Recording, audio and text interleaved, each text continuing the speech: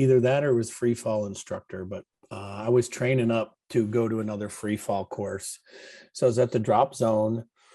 I was jumping with the Golden Knights because they're out there every day, right? And we got a pretty we invite them to our course. They come to our courses, so we have a good relationship with them. So I was out there with them, and we're rigging up to go jump, stuff like that. And then it's like, hey, the plane's grounded. It's like, yeah, this happens a few times a day. So we're just standing there for a little bit. Little while later goes by, and then it's like, yeah, some guy crashed into the Trade Center like in an airplane. It was like, yeah, dumbass, right? And then we de-rig, we go in the team room, turn on CNN, and that's when you see it. So I had to go back to the compound, of course. A lot of stuff happening. Essentially, I was my squadron commander because my squadron was somewhere else. And like I had to tune into the Joint Chiefs of Staff, like I'm just a mid-level enlisted guy. The only reason I'm in this meeting is because I'm the senior guy from my squadron, right? And then like I'm sitting there with the other squadron commanders, like I was just at the drop zone. Why am I even in this meeting? Like, can't you do without the my guys for today? Obviously not, right? So they go around the room, and the JCS like goes around the room, video conferences even then, and they're like, what about your squadron? And I just exactly repeated what the B squadron commander said, who was a friend of mine, right? I was our squadron's up, we're ready to go, standing by for follow-on missions, or whatever that guy said. And like, yeah. So how long then did it take and to let our viewers know, John is a member of Delta Force at this point in time, which is the military's most elite military unit. I guess I should have said that in the intro. That's on me. So that's why he's in the situation he's in. But how long did it take from when 9/11 happened for you guys to gear up and get ready and then get over to Afghanistan to start pounding some bad guys? I was in Afghanistan by November. So not long, about 2 months, roughly 5 weeks. Yeah. I think the FIP group guys were a little quicker in there, only because, they're generally in the Middle East anyway. And what is the mindset after 9/11? Is it get us there, get us some targets, get us some stuff we can hit? Or was there a lot of confusion? Was there clarity? What was going through your head? I think at that time it was pretty simple. Killer capture Bin Laden. End of discussion. How that was going to happen, well, who the fuck knows how that goes down, right? Why? Because something like this hadn't happened before. It's not like today, where if a terrorism something happened on the planet, people are so much more in place for stuff like that back then, or versus now. So yeah, the thing is killer capture Bin Laden, it was never get in a ground war with the Afghans, right? Because this is where armies go to die. If you read where the bear came over the mountain or any of the Russian AARs, like I could have told you in November 2001, Afghanistan's a shit show. It's going to be a shit show. It's going to be a shit show all the way until we fucking leave, and then it's going to get worse. And that was the fine print going in. So we were just looking to capture Bin Laden at that point, and there wasn't really a whole lot of plan out there because no one knew where he was, right? Like, how do you make a plan when we don't have a place? We don't have so there was a lot of blanks on our information sheet that we had to fill out till we could make some better education and guesses that would lead to better information, that would lead to actual intel later, which leads to right where we are now. So you, I believe, are the first person I've ever spoken to in the interview capacity that was at Tora Bora. Now, if someone watching this that I've interviewed previously was, and I didn't know that, my apologies. But I really want to zero in on that because I don't know much about it. I've never spoken to anyone who's been there on the record about it. But how did you guys zero in as Tora Bora is the region we're going to? So before we deployed, it was all, where is Bin Laden right now, right? And I think there was kind of two efforts going on here. One effort was prosecuting the Afghanistan piece of what is our response to the government of Afghanistan, right? Um, and at the same time, what do we do about Bin Laden, right? Because he's just in Afghanistan. He's not Right. the governor. He's not anything. He just lives there, right? So this kind of complicates stuff. And if you go back and read any history, you'll see George Bush gave Mullah Omar 48 hours to give up Bin Laden. And he had every intent to give up Bin Laden, except for George Bush acted at hour 40. So if we had waited 8 more hours, you think the Afghans would have handed them over to us? I think the Taliban would have been our friends, and I think they would have handed over Bin Laden, or he would have had to take off and we'd have followed him somewhere else. And guess where that somewhere else is? Pakistan. And we knew that all along. I had never heard that. I'm only 30 years old. So I was a young kid when the invasion of Afghanistan kicked off. But see, that's why I'm asking, because that's new information to me and the viewers. How long from when you got on the ground in Afghanistan did it take to get in contact with the enemy? Was it right away? Was it a couple days? Well, we had a look. No one in any situation where a war starts out like this, it's chaos. No one knows what the fuck is going on. There's no government in place. There's no anything. I mean, think about the United States being without laws, without police, and without any local governments or any government. And then how do you think America would act on a day-to-day basis? Yeah, it'd be fucking anarchy. This is Afghanistan. This is every war-torn country, right? No one knows who's in charge, who's not in charge, right? I mean, it's more so who shouldn't be in charge in these situations than who's actually in charge, right? Gotcha. So as you walk down these situations, they're incredibly chaotic. No one knows what's going on. So we have to get on the ground, figure out what's going on, where this guy is, and then we're going to have to move forward from there, right? And whatever that forward is whatever that forward is. You can never pre-plan for something when you don't know what it is. Right.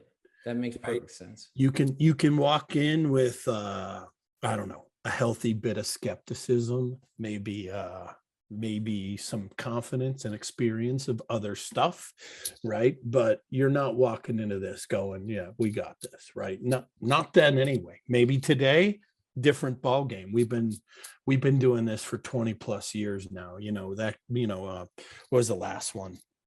Baghdadi, that guy didn't have a chance and he didn't even fucking know it. You know what I mean? Where no one knew how this was going to go then. So it was super chaotic. We had to figure out where to be and why. Where's Bin Laden? Where's the best place that he could be? Because the first thing these guys do is they cut ties with everybody, bodyguards, cooks. I think there was the Libyan bodyguard that was with them all the time. The Libyan bodyguard. I think it was the Libyan bodyguard, the cook, and the driver. Those three. So it's kind of where we put all our eggs in one basket, right? And then we found out, I think, and I'm, this is a long time ago, and then I'm not sure which piece came in when, but we found out either his driver or his cook lived just outside Tora Bora. Interesting. A guy that he's never been without in the past 10 to 20 years lives here. Interesting, right? And then I think the Libyan had already been captured. So out of the core of who's around him, who's left. So we get intel he's in Tora Bora. So we make our way to Tora Bora. And I'd like to say, making our way to Tora Bora, there's no fucking roads in Afghanistan at this point. I was going to ask you know about what that. I mean? Yeah. Like it took us hours. It took me 26 hours, I think, it probably took more than that. We had to stop. I bet I have about 35 hours of driving from Jalalabad to Tora Bora, which is like 70 miles. I mean, like the distance it's fucking chump change, right? But the problem is how the fuck do you get there? You could follow a map and you could follow most roads and truck trails, stuff like that. You know, the places that more vehicles drive than most. However, there's no easy way to get there. And then you drive and a truck would go between these two huge boulders. And you're like thinking, why go between those two? Why not these two? How about that one? Like, how the fuck do they know? Right. So in an incredibly bumpy ride where we would count how many times the vehicle would bottom out to judge how bad a bump was. I think my kidneys were bruised by the end of those 35 hours. So even getting there was a major journey within itself. And on that journey, I think we had a Mexican standoff with an entire village. Just getting there was a whole nother world within itself. And for our viewers sitting at home, there's some famous photos in the military community of the guys at Tora Bora, and you weren't really dressed in traditional military clothing. So could you tell our audience how you guys kind of were blending into the local area? Yeah. So, yeah, we don't have to wear an army doesn't have to wear uniforms. They do that out of like discipline, organization, responsibility, right? Like a lot of stuff goes with that. You can basically on the battlefield, you can wear anything you want. Right. And there's some land warfare out there after World War II about not being in a uniform and being a spy and blah, blah, blah. Afghanistan does not apply. Terrorism does not apply to fighting another army. Right. So it's not the same. Right. So before we went in the Tora Bora Mountains, we wanted to get a bunch of local garb. Blankets. They always throw the blanket over their shoulder, right?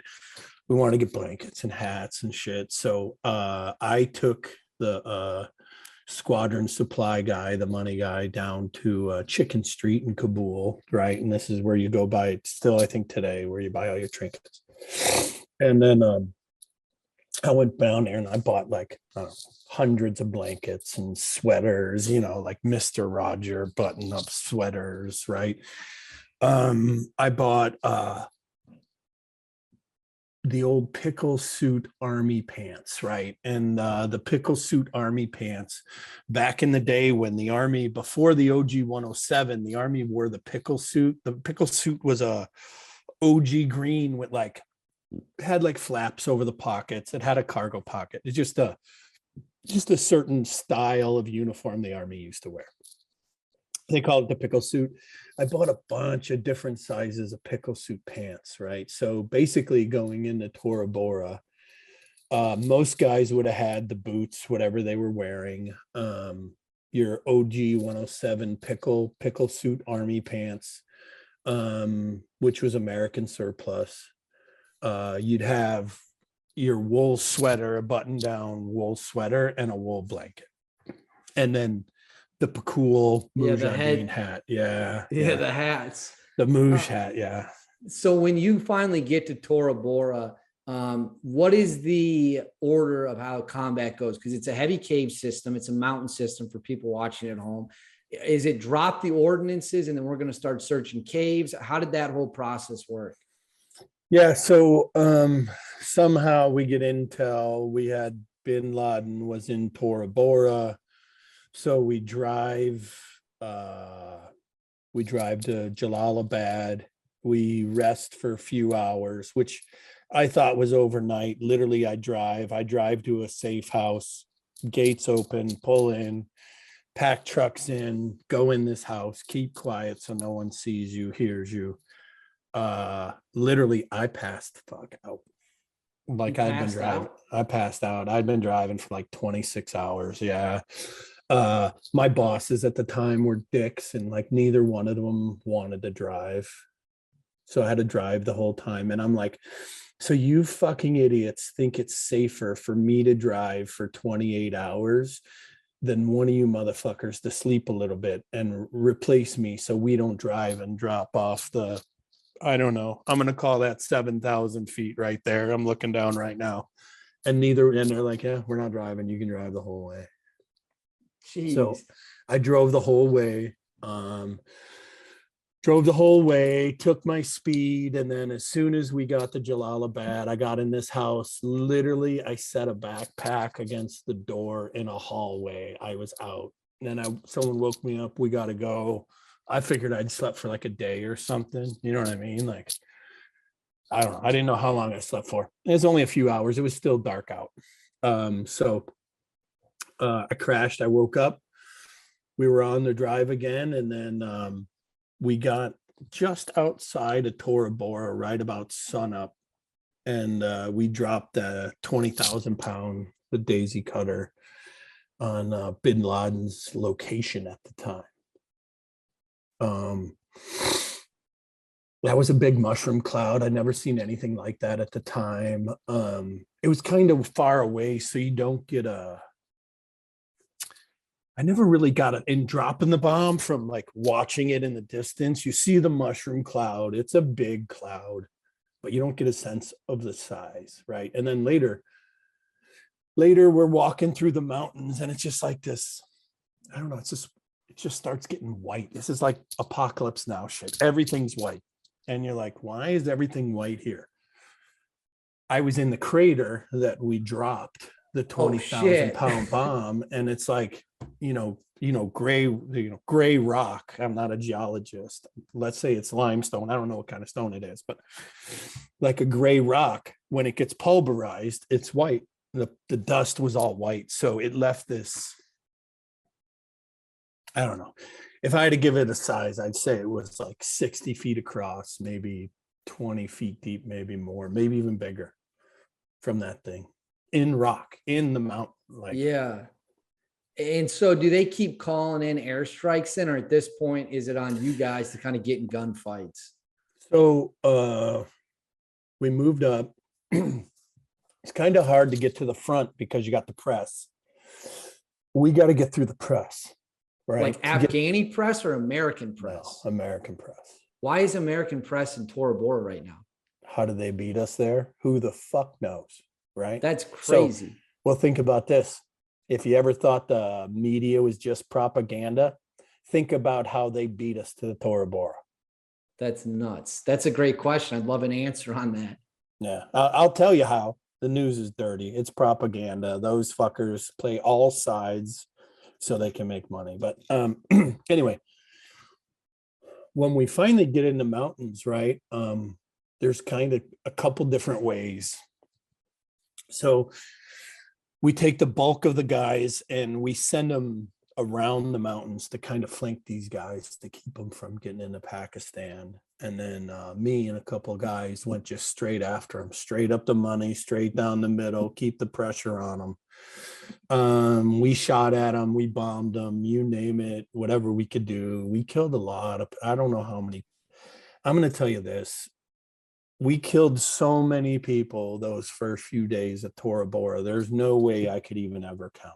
Right. So if you hear a guy count of how many people he's killed, this is complete fucking bullshit, because when you're in a situation where, and I've been in this a few times with the unit, we'll take all comers, bring it, bring your best. We're going to kill everyone here today and we're all going to walk away. And it's going to be a long day and it's going to be a lot of work, but every one of you guys is going to die. And then you want to do this tomorrow, we'll do this again tomorrow. And then you want to do it the next day. So Tora Bora went on like that for 10 days. And then me and one of two other guys, one being my Air Force guy, dropped every bomb dropped in Afghanistan for like 10 days. Every piece of ordnance was dropped by like basically two of us, but three of us total. And how close do you think at this point in time, if you had to guess, or maybe how close are you to Bin Laden, his physical presence? I could see him. You could see him. I was hearing all his radio phone calls. We had the radios. We had everything.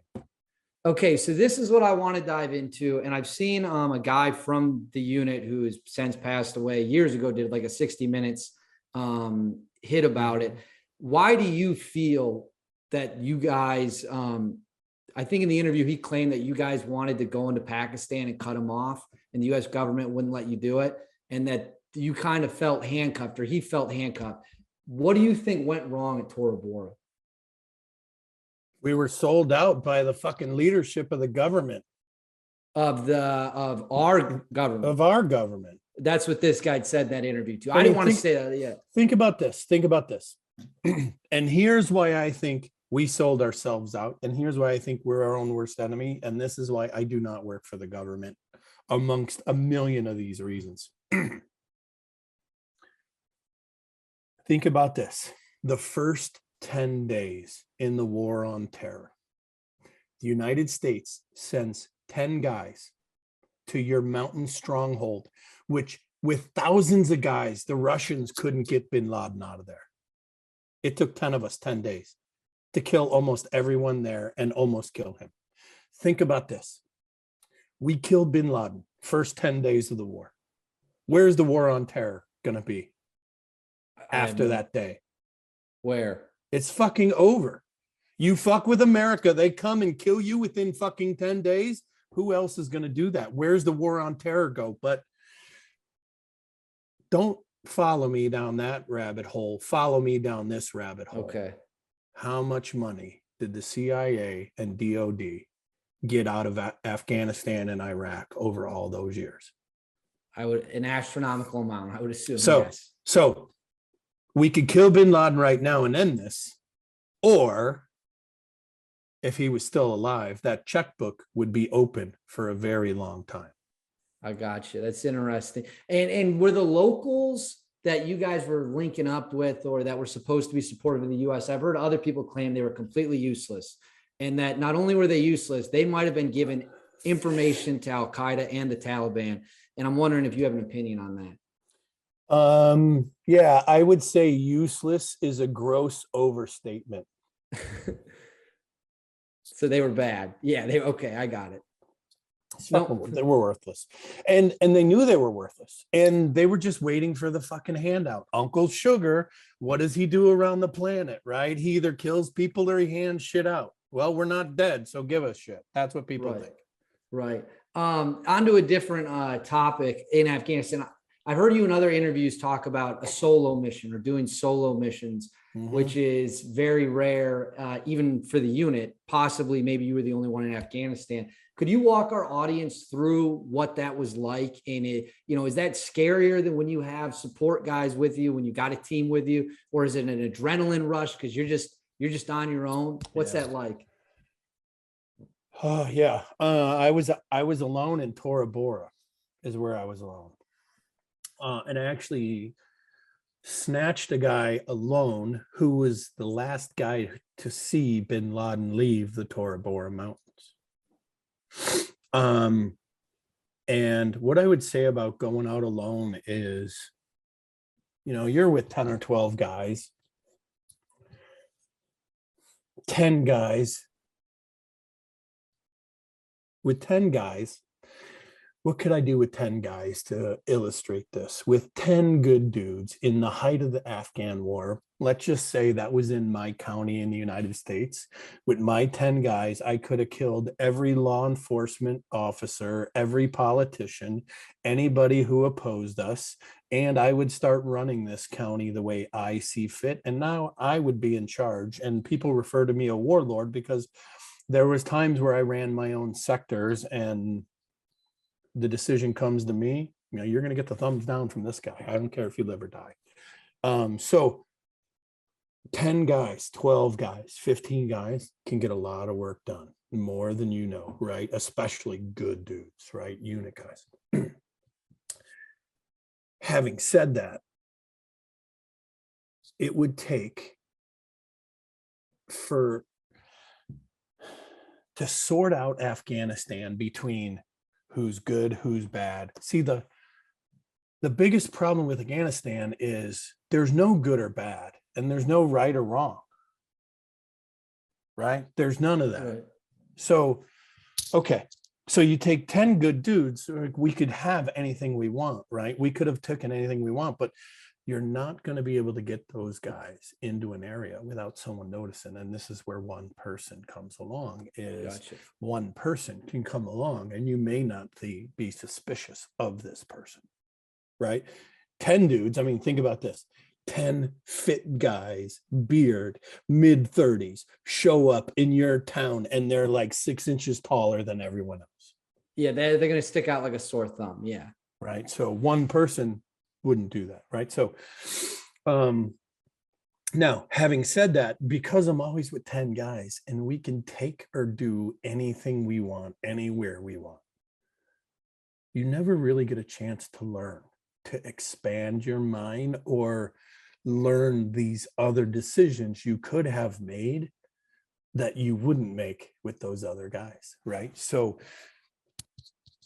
I probably learned how to conduct war at a smarter level 100 to 1 every second I was out alone in So Afghanistan.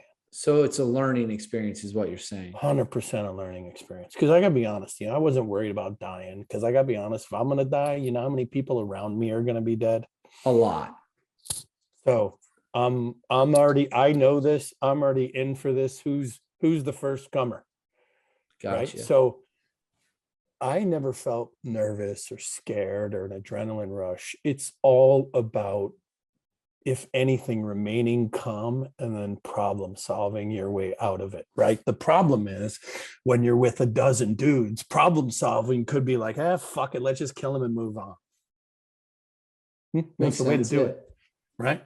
And maybe that's the best answer. And then sometimes, even though it is the best answer, well, we just killed this dude, so his son's going to hate us, his wife's going to hate us, the rest of his family's going to hate us. So essentially, we just created more terrorists on a flip blowback. Yeah. On a flip of a coin decision. Fuck them, right? And guess what? The more days you get shot at, the more your friends get hurt, the more you've been injured, the more fuck them gets to be just the easiest and safest answer for everybody.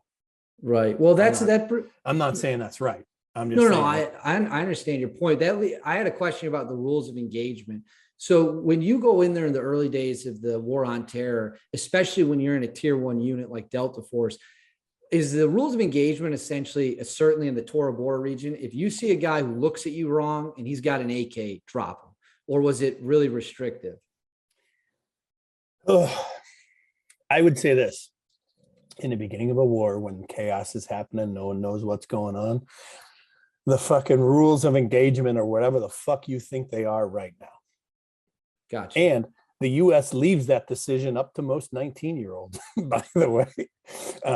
You know what I mean? Vietnam, World War II, right? So, yeah, I think you have to be able to make these better decisions, right? And these better decisions, look, war is always going to be a dirty business, right? And you can't be lily white and do war at the same time. You can't. That the two don't meet, right? And anybody who thinks the American army is the knight in shining, is the white knight, there is no white knight. A white knight never existed, because if you had to kill somebody, he got fucking dirty.